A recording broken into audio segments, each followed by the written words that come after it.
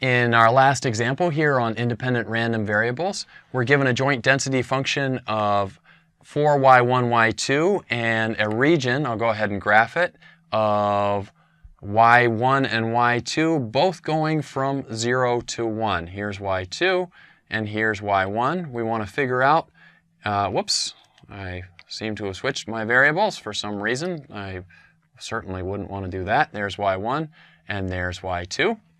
So here's 0 and 1 on both axes, and there's my region, a very nice square.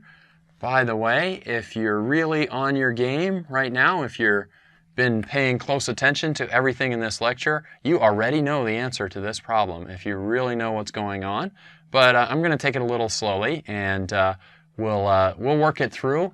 And then we'll find an answer, and then I'll kind of come back at the end and show you how you could have done it very quickly if you knew quickly what you were doing.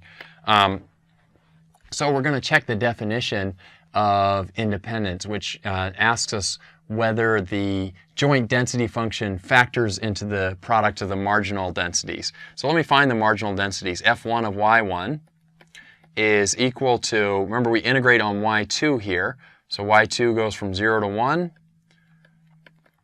and my joint density function is 4y1, y2, and we're integrating dy2. So if I integrate that, the y1 is a constant, and the integral of 4y2 is 2y2 squared. So 2y2 squared, but we still have that constant y1. And now we integrate that, or we evaluate that from y2 equals 0 to y2 equals 1. And so if I plug in y2 equals 1, I just get 2y1. And y2 equals 0 gives me nothing. So I've figured out my marginal density function f1 of y1.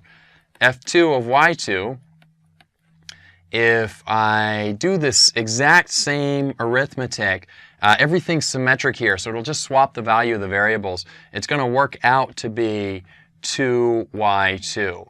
So that would be the marginal density function for y2. And now I want to check, using the definition of independence, is f of y1, y2, is it equal to f1 of y1, the one thing I just calculated, times f2 of y2? Is that going to work out? Well, I'll plug in everything and I'll see if it works out. f4 times y1, y2, is that equal to 2y1? That's what I just calculated, times 2y2. And that was still a question, but when I look at them, oh, look, it really is. 4y1, y2 is 2 times y1 times 2 times y2. So lo and behold, it does check, and so I've really confirmed by the definition that, yes, y1 and y2 are independent. So that's very reassuring that they do come out to be independent. However, I hope some of you watching the video were kind of chuckling to yourselves all along because you knew this answer in advance. Here's how you knew the answer in advance. You remembered the theorem that I gave you on the third slide of the lecture. So you can go back and check that out. There were two conditions you had to check.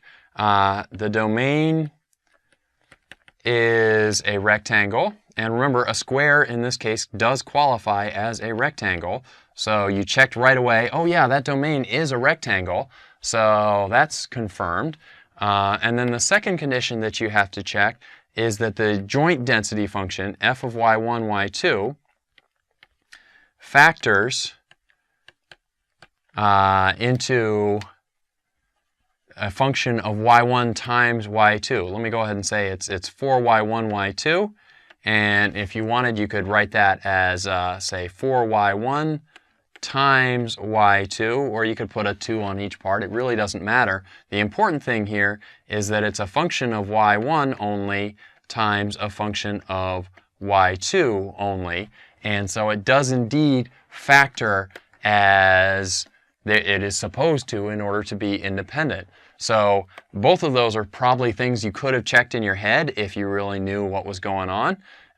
So in that case, you knew kind of right away from the beginning of the problem by the theorem y1 and y2 are independent, and so you could have saved yourself this integration and the tedious checking and jumped to the answer right away.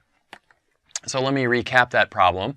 I wanted to check this definition of independence, that the joint density function does occur as the product of the two marginal density functions, but that meant I had to calculate the two marginal density functions.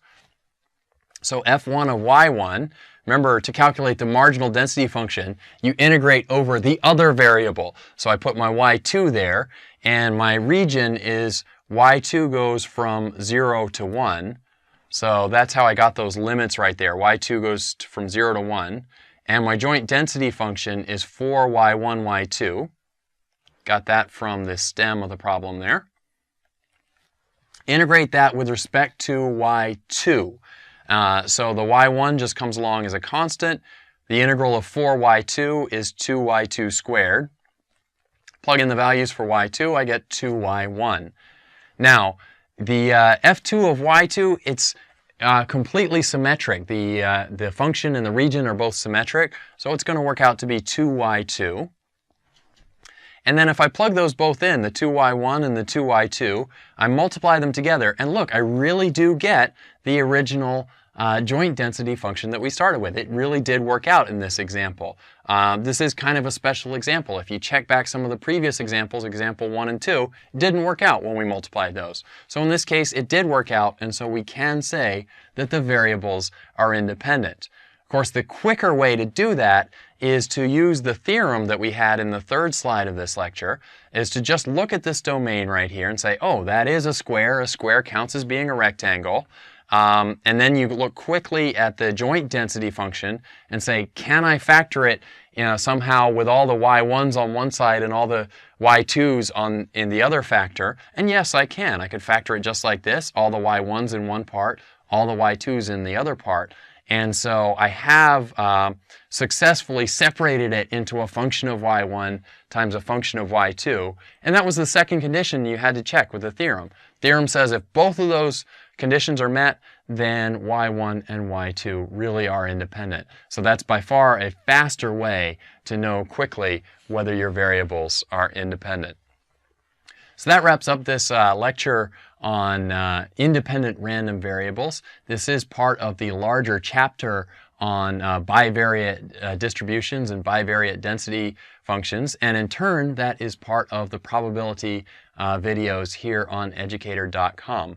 My name is Will Murray, and I thank you very much for joining me.